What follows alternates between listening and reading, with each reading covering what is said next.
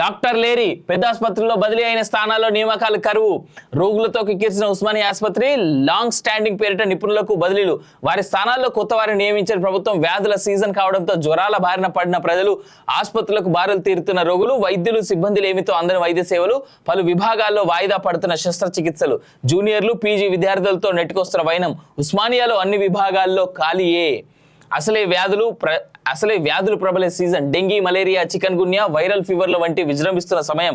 పెద్ద ఆసుపత్రులు వందల సంఖ్యలో రోగులతో కిక్కిరిసిపోతున్న పరిస్థితి.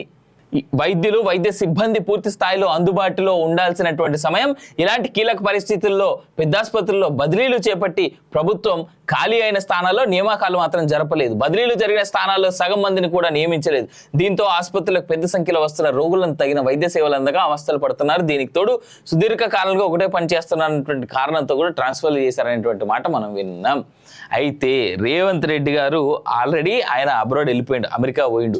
అయితే ఇక్కడ రేవంత్ రెడ్డిని కానీ ఆయన ప్రభుత్వాన్ని కానీ అట్లీస్ట్ ఇక్కడ ఉన్నటువంటి వైద్య ఆరోగ్య శాఖ మంత్రి ఎవరైతే ఉన్నారో మన దామోదర్ రాజనరసింహకి నేను రిక్వెస్ట్ చేసేది ఏందయ్యా అంటే, ఇది ఏంది పరిస్థితి? మీరు సొక్కపోళ్ళు పనిచేస్తున్నారని చెప్పేసి అని అనుకుంటా ఉన్నాం, కానీ ఇలా పరిస్థితి చూడరు. వైద్య సిబ్బంది కొరత, పోలీసుల సిబ్బంది కొరత, ఇన్ని జరుగుతూ ఉన్నాయి. ఎక్కడికి వెళ్ళి ప్రజలకి సమన్యాయం జరుగుతుంది? ఎక్కడికి వెళ్ళి ప్రజలకి న్యాయమైనటువంటి అన్ని రకాల సేవలు అందుతాయి? చాలా గొప్పగా మాట్లాడుతూ ఉన్నారు మొన్నటిదాకా అసెంబ్లీలో. కానీ ఇట్లాంటి నేను ఇదే అసెంబ్లీ సెషన్స్లో నేను నిన్న ఒక వీడియో చూసిన, పాడి కౌశిక్ రెడ్డి మాట్లాడినటువంటి వీడియో చూసిన, చాలా ఇంట్రెస్టింగ్గా నవ్వొచ్చింది కూడా. సిరాజ్కి, నిఖత్ జరీన్కి మీరు ల్యాండ్ ఇచ్చిర్రు, పదవి ఇచ్చిరుగా, అట్లనే ప్రజ్ఞాన్ ఓజాకి, అంబటి రాయుడికి, బ్యాడ్మింటన్ ప్లేయర్ ఇంకొక అమ్మాయి జ్వాలా గుత్తా, ఈ ముగ్గురికి కూడా మీరు ల్యాండ్లు ఇచ్చి వాళ్ళకు కూడా పదవులు ఇవ్వాలని అన్నాడు. 10 ఏళ్ల పాటు బీఆర్ఎస్ వాళ్ళు అధికారులు ఉన్నారు. ఏం బికిర్? ఈయన కళ్ళు చెవులు ఏమైనా దొబ్బినాయా పాడి కౌశిక్ రెడ్డి అనేటువంటి?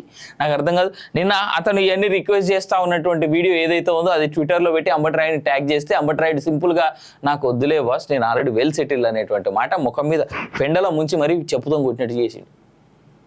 అరే హౌరే బై 10 ఏళ్ళు హౌలే గాలేక మీరే కదా అధికారంలో ఉన్నారు.